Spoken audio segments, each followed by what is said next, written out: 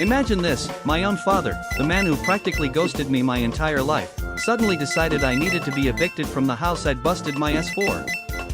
Why? To hand it over to my spoiled, pregnant stepsister, a woman who'd just been dumped by her boyfriend and couldn't be bothered to figure out her own life. The betrayal? It felt like a punch to the gut. For years, my dad, a miserly, self-centered M62, was mostly absent. He openly rejected me as a responsibility countless times. But the moment he caught wind of my new house, my stable job, and, more importantly, my surprisingly good income, everything changed. Suddenly, we were same blood, and he was reminding me constantly that he was my father, pushing me to strengthen bonds with his wife, Marissa, and her daughter, Ashlyn. Funny, because he had no problem sending me away to boarding school at 8, all because Marissa, my 58-year-old stepmom, didn't want to raise a child that wasn't her own. And frankly, after what I'd been through, I'm glad I never formed that connection, because the disappointment would have been monumental. Ashlyn, or Ash, as everyone calls her, is my 29-year-old half-sister, and apparently, Daddy's little gem who does nothing wrong. Yeah, right. Dad is completely delusional. This woman is out there being an escort, fumbling her OnlyFans career, and my father calls her his pride. No. I guess he's conveniently unaware of her actual profession. I'm not exactly conservative, but I've always focused on my morals and career. I believe in working for what you want, in building a stable life. Ash, on the other hand, lives the polar opposite. She's probably lost count of her partners, and her career choices are not only dangerous but, to me, pretty disgusting. I only know about her OnlyFans because a friend, after an uncomfortable encounter with Ash, showed me her page. She's always broke, always hitting Dad up for money, which tells me her ventures aren't exactly booming. Marissa is the puppet master behind all of Dad's worst decisions. A former flight attendant, now a botched-faced Karen running a questionable neighborhood daycare, she's as genuine as fake leather. With her claw-like nails and overly plasticized face, she loves causing problems. I'm convinced she was the driving force behind Dad shipping me off to boarding school when I was just a kid. She never wanted me around. And then there's my dad. He's the root of so much of this mess. He genuinely believes whatever he does is justified, simply because he's lived a whole life and knows better. He once told me he regretted having me because I was nothing like him. Thank God for that. My mother, a strong, kind woman, always told me he wasn't a bad person, just different, and that no matter what, he was still my dad. She was a good soul, trying to shield me from his true nature. They divorced when I was 4. 2 months later, he married Marissa. Ashlyn was born when I was 5, and then my mom died in a car crash. She was 10 minutes late picking me up from school, and she never made it. Hit by a drunk driver. He survived, she didn't. I waited for 2 agonizing hours at school. I'll never forget the look of annoyance on my dad's face when he finally showed up, looking at Marissa and asking, "What should we do about him?" Her reply? "Your kid, your problem." Well, Dad, guess what? Now your kid is your problem, and you can't come to me demanding I clean up her mess. I've worked relentlessly since I was 15, on my own since 8 years old. I finally bought my own house last month. It was a life goal. I invited them to the housewarming, hoping for some basic decency, maybe even a shred of congratulations. Instead, Dad looked envious, almost angry. He peppered me with questions about the furniture, the architect, the designer, then responded with thinly veiled taunts, trying to highlight our weak relationship in front of my friends and even my boss. A week later, Dad called, demanding an urgent meeting. I went home to find Marissa fuming, Ash with red, swollen eyes. Dad, beers in hand, asked me if I'd finally started giving a damn about us. He then asked if I was blind, or just choosing not to see things that need to be seen. He claimed I was too proud of my new house to care that the family was in jeopardy. What jeopardy are you talking about, Dad? I asked, completely bewildered.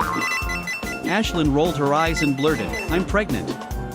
My first instinct was to congratulate her, but before I could, she burst into tears. Marissa hugged her, then lectured me, saying I should care enough to know what was going on. Dad explained that the boyfriend had broken up with her because of the pregnancy. Marissa added that Ash was keeping the baby. All I could think to say was, can she afford it? I got death stares from both of them. Honestly, I meant well. I assumed they wanted me to chip in financially, and I was genuinely ready to do that. But then Dad sat next to me, patted my back, and said, "That's why I called you. I'm a good father to my girl." Maybe your mother didn't teach you how to be a good brother, but brothers would give their life away for the comfort of their sisters. I nearly choked. My financial input is needed, but I'm not dying for her. I sighed. What do you want me to do? He beamed. You're giving your house to Ashlyn. No. I'm not. The words were out before I could stop them. His smile vanished. He demanded I not only give her my house but also move out and buy another one for myself. Oh, and cover all her bills, house expenses, and baby costs since she was unemployed. Hell to the no. I was furious. I stood up, told him it wasn't possible, and I was leaving. And I left. But he wasn't done. A week later, I came home from work to a sight that made my blood run cold. Movers were hauling my boxes, my possessions, out of my own house. Inside, Dad and Ash were still there, still demanding I do what brothers should do. I threatened to call the cops, and that finally made them leave, spewing curses and insults. By the way, if you're still with me, make sure to hit subscribe. More unbelievable stories like this are definitely coming. After that, I felt a confusing mix of anger and guilt. Had I been wrong? Did they truly need me, and was I being selfish?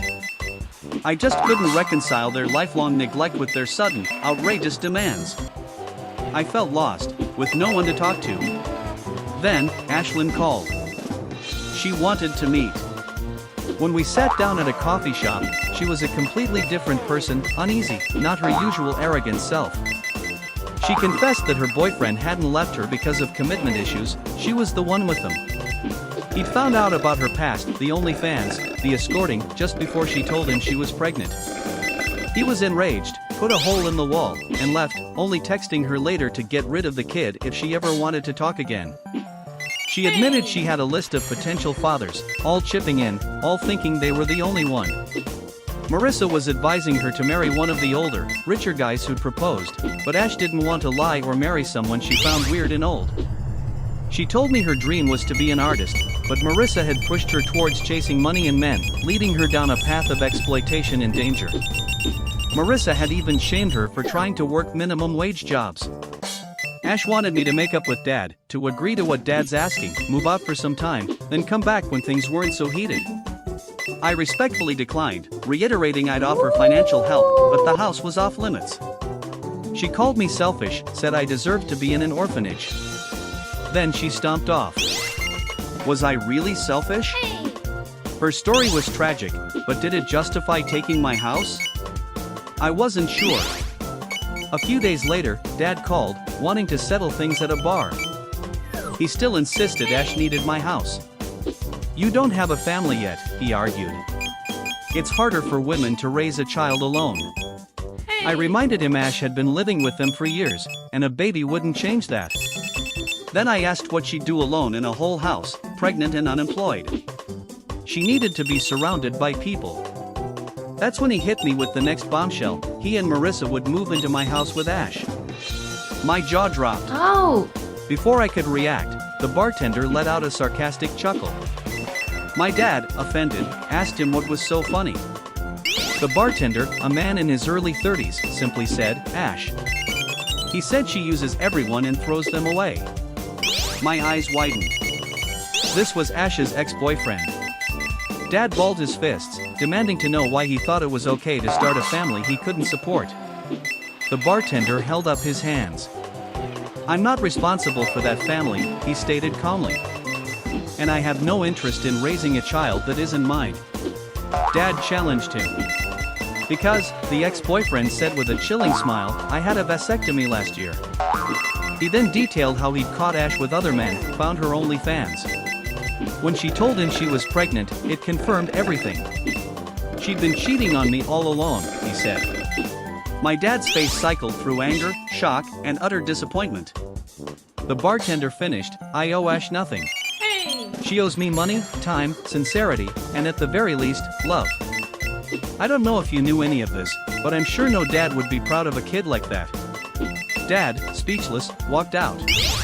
Later that night, he texted me, saying he had to pick Marissa up from her yoga class. The next day, Ash was at my door, sobbing, convinced I had told Dad. I explained it was her ex-boyfriend, the bartender.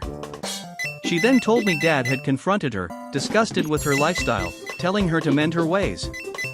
As she ranted, she mentioned Marissa was pretty quiet during Dad's lecture, saying Marissa couldn't have an opinion since she is yoga.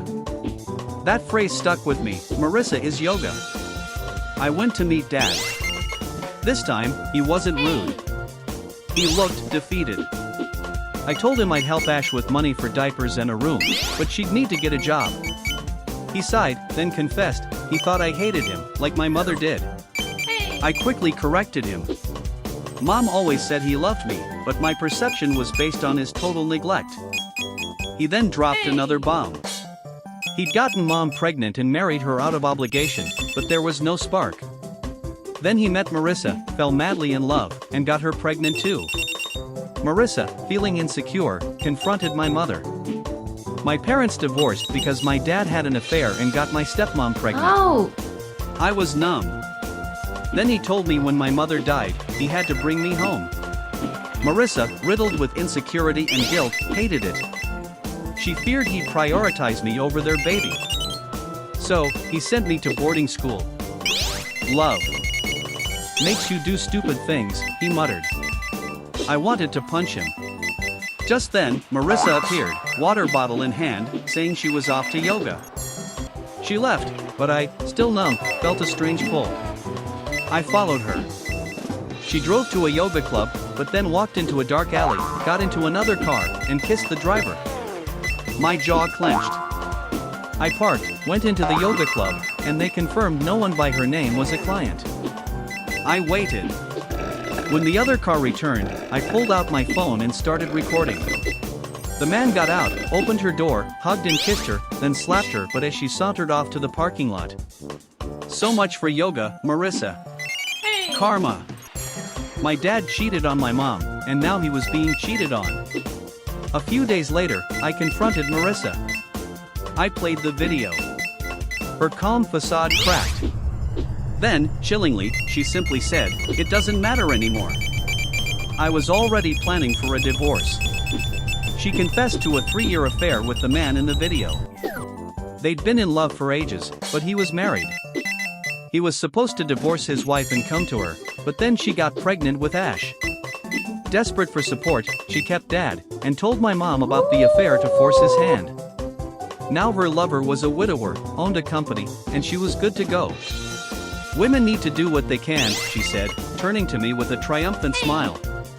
But her smile froze. Dad stood in the doorway, fists balled, eyes red, shaking.